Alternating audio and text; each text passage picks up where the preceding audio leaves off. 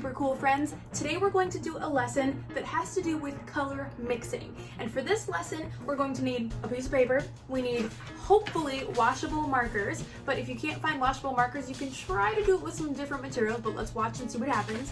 And water. You don't even need a brush today. So these are our basic tools that we'll be using to create some kind of color mixing flowers or sunbursts, we would say.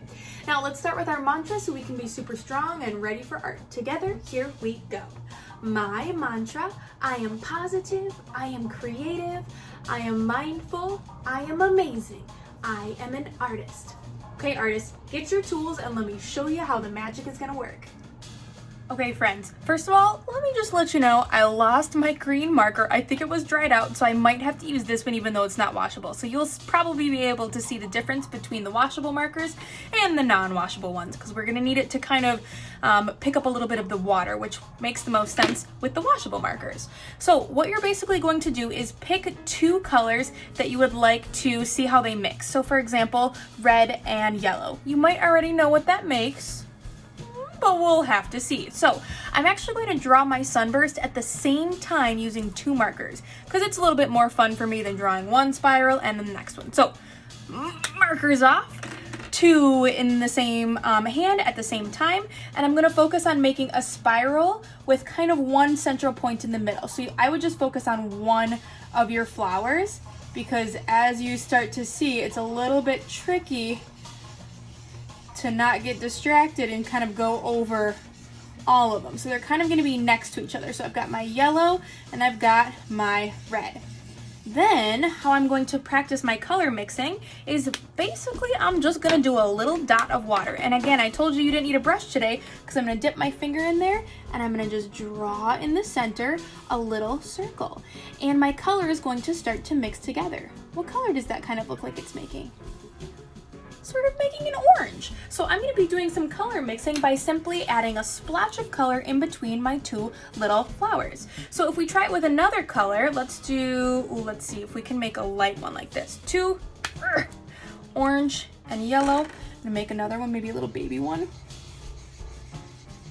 And get my yellow one on there. Remember, those two colors are going to be next to each other because of how I'm coloring. That one got extra scribbly, but that's okay.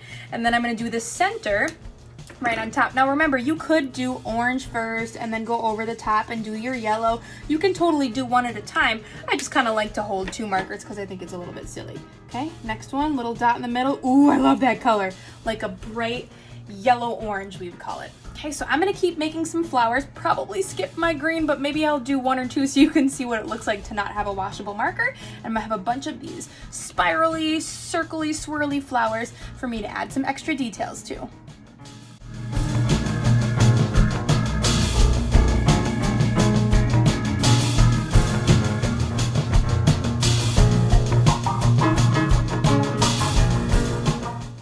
Kind of like you're a human spirograph, if anybody knows what that is.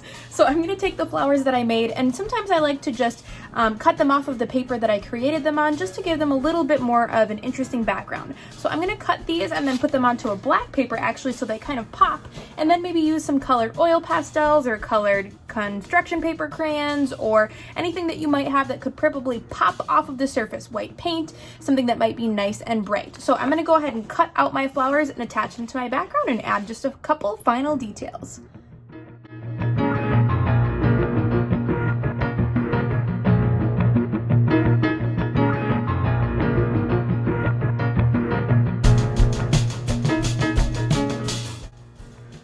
Remembered that I had some fancy paper that I'm going to use for a little vase and attach this on the bottom. A great way to get a vase symmetrical is just to fold it in half, similar to how you might for something like if you were going to cut out a heart and then just cut out your vase shape and see how it looks. So I'm going to do something like that. I might need to trim the bottom a little bit. Oh, that might work. I'm gonna come back in a little bit more on the bottom here. So like when it's sort of rounded at the top, there we go, that's what I'm looking for. So when you finish your vase, if you decide you wanna cut a vase or just draw one, or maybe your flowers don't even have a vase, as the artist, you can decide what you need to do to add your finishing touches, but I'm gonna add my vase to the bottom, and then I'm going to use some green oil pastel to add some stems and leaves and things up to attach my flowers to my container.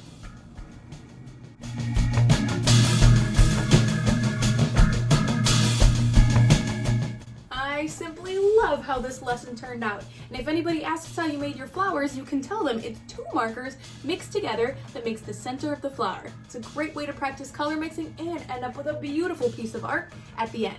My friends, we are going to, of course, end with a little mindful meditation today. So I want you to just put one hand on your chest, one hand on your belly, and we're going to do, let's see, 2 deep breaths and try to relax your shoulders as much as you can.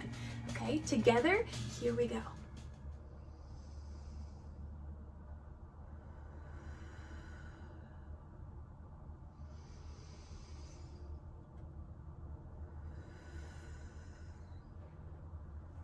Even just a deep breath or 2 can help you to say, oh, I'm ready to take on whatever is thrown at me for the rest of the day. Remember, you are amazing, you are strong, you are resilient, and I love you.